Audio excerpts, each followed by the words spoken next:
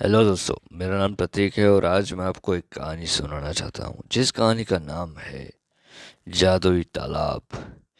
एक गांव में एक छोटा सा तालाब था जिसे जादुई माना जाता था। कहा जाता था कि जो भी इस तालाब में नहाता है उसे उनकी मन की इच्छा पूरी हो जाती है।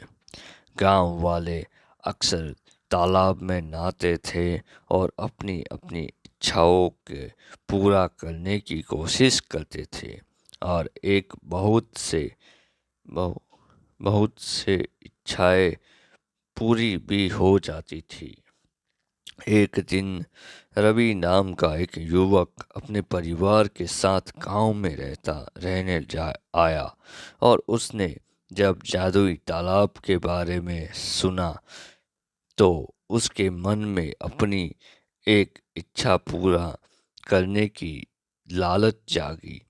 उसने गांव वालों से तालाब के बारे में पूछा, लेकिन गांव वाले उसको यह बताना भूल गया कि रात्रि में तालाब में तैरना सुरक्षित नहीं है। रवि एक शाम तालाब पर गया और तैरने लगा। वह अपनी इच्छा के बारे में सोचते हुए खुश हो रहा था और अचानक उसे किसी चीज ने नीचे खींच लिया और वह तालाब में रहने वाला एक विशालकाय जाल सांप था जो सिर्फ रात में ही बाहर आता था। रवि मदद के लिए चिल्लाने लगा और लेकिन आसपास कोई नहीं था और उसकी मदद कर सकता था। पर समय उसे अपनी माँ की सलाह के बारे में याद आया कि जिसमें उसकी माँ ने कहा था कि अनजाने जगह पर हमेशा सावधान रहना चाहिए। जब रवि को लगा कि उसे बचा बचाने के लिए आसपास कोई नहीं है, तब उसने संघर्ष छोड़ दिया और गर्दन झुक झुकाकर मरने का नाटक करने लगा और उसका यह प्रयास सफल रहा और सांप ने उसे छोड़ दिया।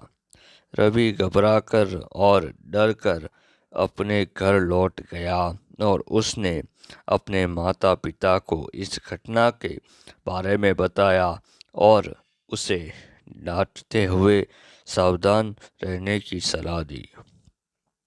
उस दिन से रवि ने सीखा कि सलाह का सुनना और सावधान रहना कितना महत्वपूर्ण होता है, विशेष रूप से अनजान जगह में। उसने अन्य गांव वालों को भी रात में तालाब में नहाना नहाने के खतरों के बारे में चेतावनी दी, पर गांव वाले रवि की चेतावनी के लिए आभारी थे और वे स्वयं भी सावधान रहना शुरू कर दिया। इस कहानी का सारांश यह है कि अनजान जगह के अनजान जगह में सावधान रहने की ज़रूरत होती है। यह जीवन के हर पहलू में लागू होता है।